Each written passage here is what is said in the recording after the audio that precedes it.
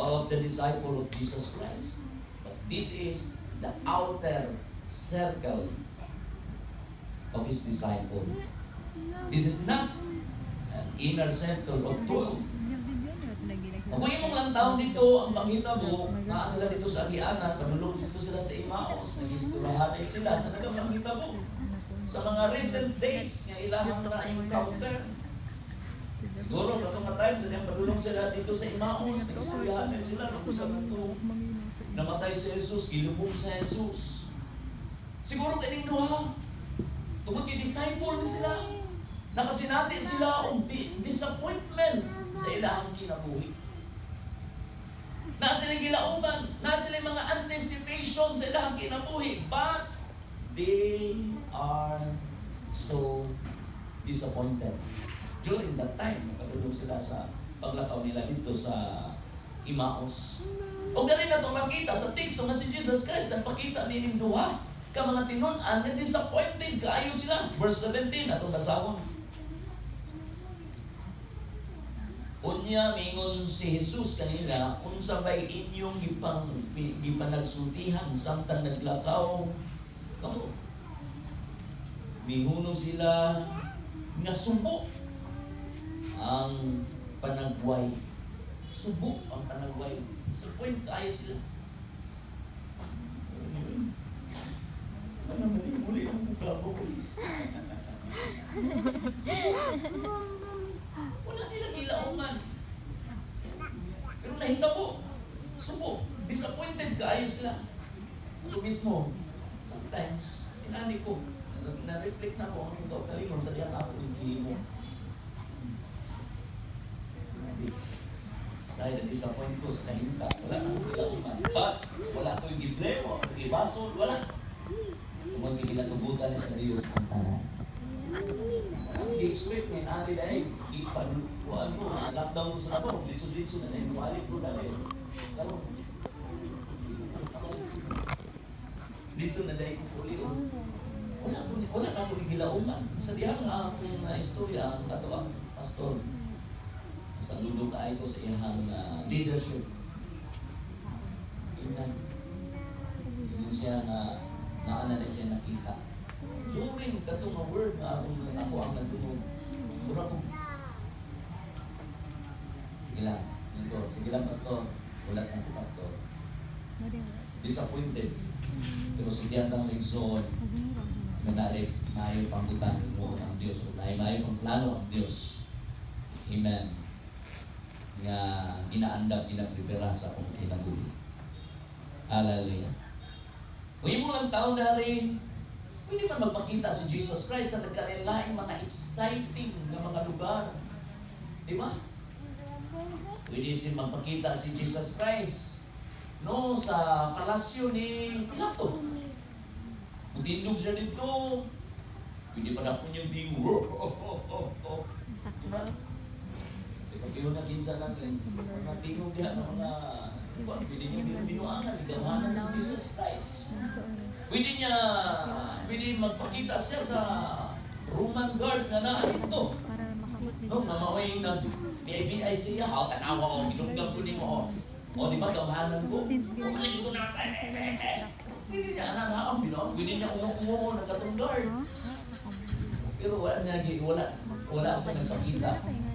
No, sa mga pipila ng mga butang dito, asa sa nagpakita sa itong teksto, katong mga tao na nakasinati disappointment sa ilahang kinabuhi.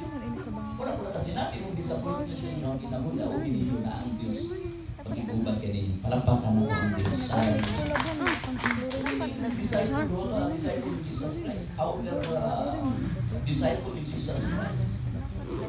Outer 12, disciple ni Jesus Christ. Dejected na sila. Puro ba? Isa naman eh. Nililikon na taguli. Uy.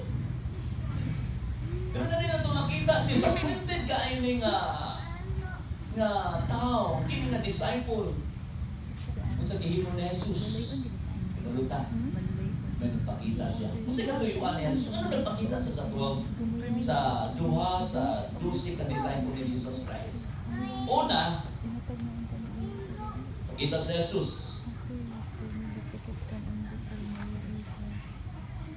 diya kanila, no, sa iyang presensya. Tanawa ang verse 16. Sa iyang physical presence. Atong tungkaron-karon, anong nakita mong yun sa Jesus? Hindi ko tinunanin. Samtang naggasutihanay sila, miduol si Jesus ug mikuyog kanila. Dari na ito makita, dejected kaayo ni nga disciple, disappoint kaayo sila sa panghitabo o yubanan sila ni Jesus sa ilahang sa presensya ni Jesus, sa ilahang pagkadiskurahi sa ilahang kinabuhi. Hindi mo lang taong dari, Jesus wala siya, no, Jesus Christ is not scared of our grief, sa ito mga sunanan, sa ito ang kinabuhi. In fact, Jesus Christ, si Jesus, pamilyar kaayo ang ato ang mga disappointment sa ato ang kinabuhi. Ganong nakiguban si Jesus sa mga disappointed ng mga tao, particular na ininduhan ka ng mga disciple. Eh gusto niya ipakita ang iyang presensya diha kaniya, kaya ang presensya sa Diyos magdala kanila kanina. Ang presensya sa Diyos magdala kanila real satisfaction sa tao. Ang presensya sa Diyos magdala kini og tinuod, ginatawag kining kalmado na panguna-una sa tao. Hallelujah. Diba kung ang tao na nasa problema, kalisod, pagsulay, diba? Aburido kay putok. Pero dari zone, dari na ito makita ang presensya ni Jesus na ipubang diha sa duha ka tinunan. Meron nakasinati sila kalinaw. Amen. Diha sa presensya sa Diyos. Ikaduha, si Jesus, nag-abri sila mga panguna-una, pinagi sa pulong sa Diyos. Verse 27, kung ipasabot na Jesus kanina, ang gisulti may tungod kaniya sa tibok kasulatan. Sukod sa mga basahon nga gisulat ni Moises, hangtod sa mga gisulat sa tanang propeta. Kung imo lang tao dari higala, no, dili na tutugutan ng atong mga mata, no, magtutok lamang sa atong kaugalingong mga agenda sa atong kinabuhi.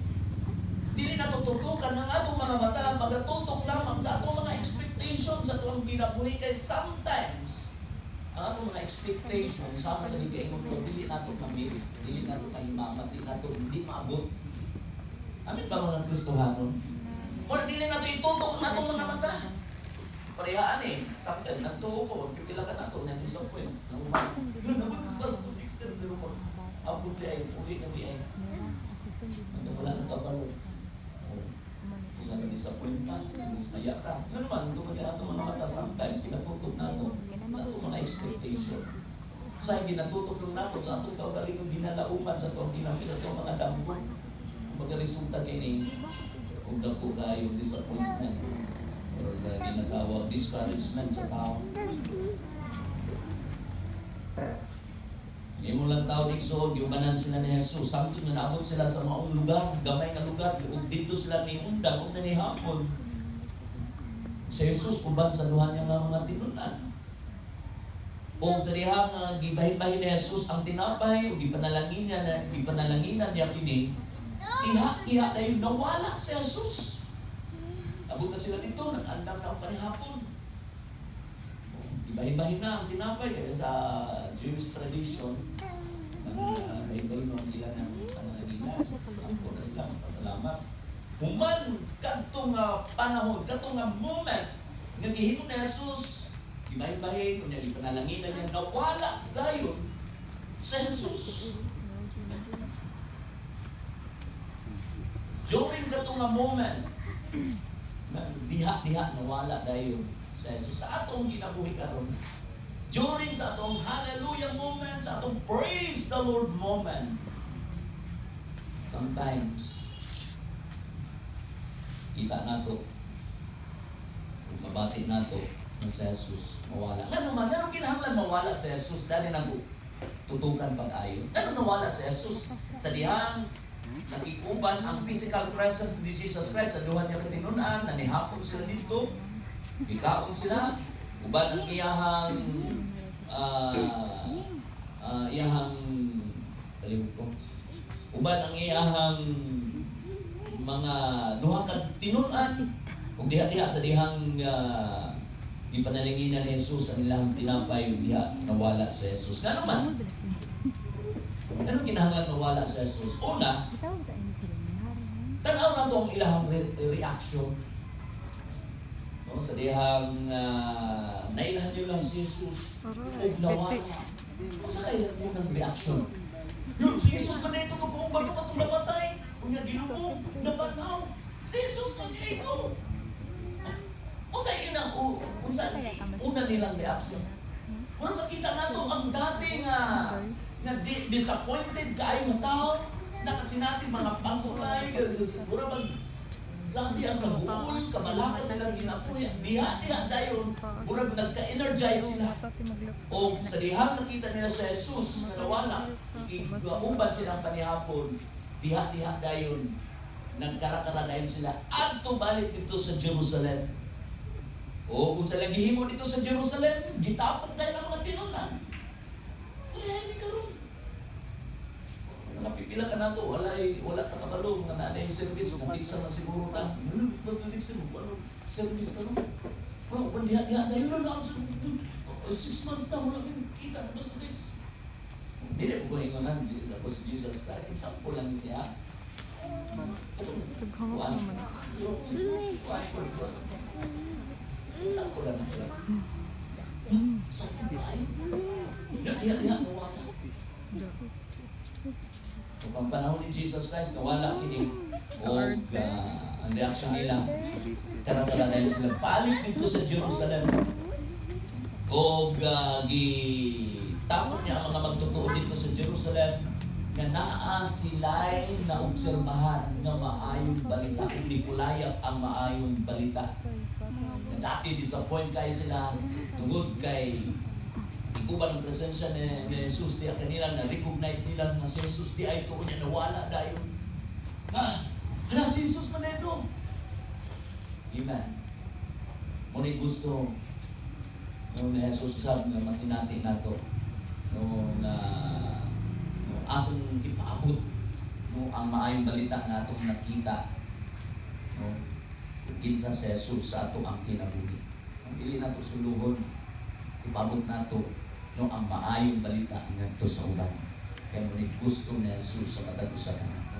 No pareha sa duha kaniya dili sa ipot sa diyang nakita niya si Jesus, nagiguban sila niya, nawala dahil dali sa balik dito sa Jerusalem. Ug balita niya, no si Jesus ba nauban na mo, nihapon uban na mo, nawala dahil niya.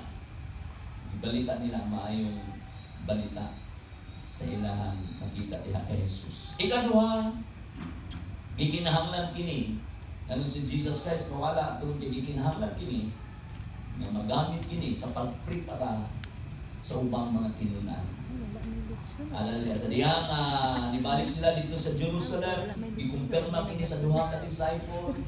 Nagingon nga si Jesus kayo nabanhaw. Uhi lagi sa Jesus. Nakita na mo si Jesus, nagpakita sa mga nakigsalong pagani sa mga. Sa verse 36 tanawa higala. Samtang nagsugilon pa sila niini, bitungha ang Ginoo sa taliwala nila, bingon, ang kalinaw mag-auban kaninyo. Ikumpirma dayon sa duha ka disciple. Mo man niya ako nakita dito si Jesus Christ. Nagpakita na po dali sa Jerusalem.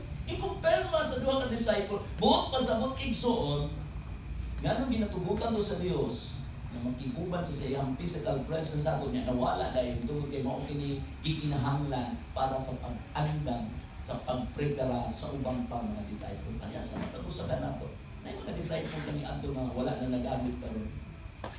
Amen.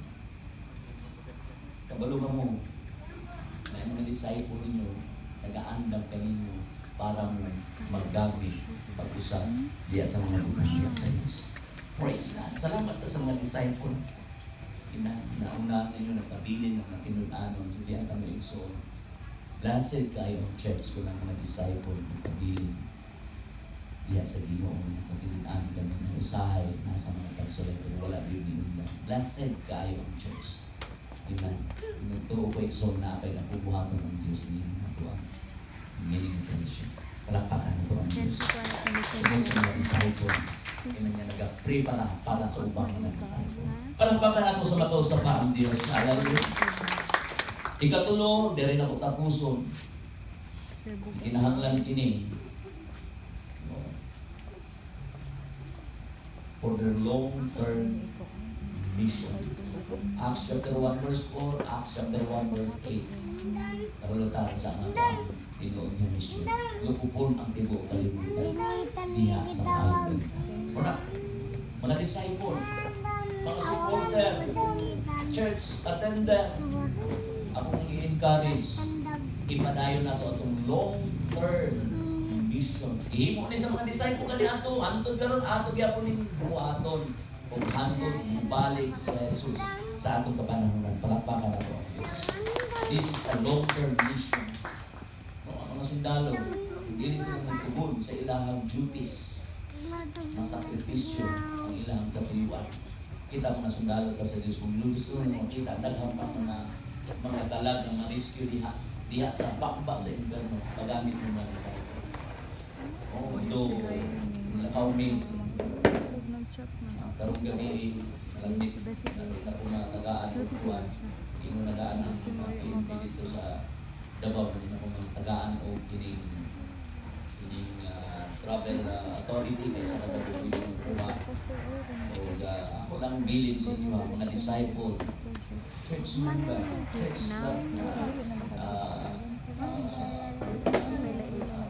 mga faithful na mga church member, padayon lang diha sa Ginoo.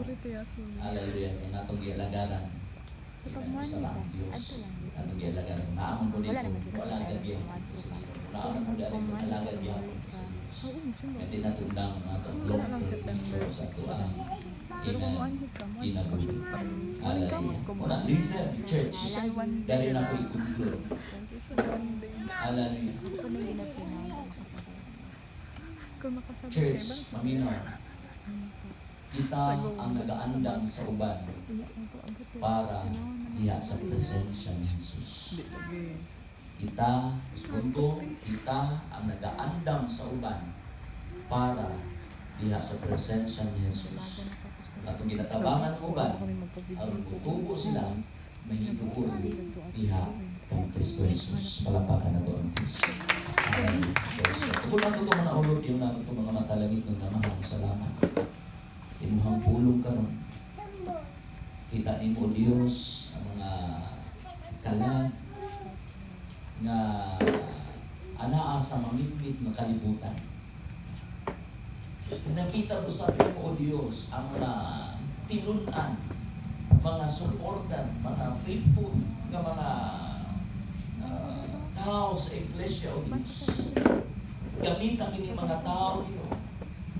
Ano nagdikla na ang maayong balita o Diyos o ulan.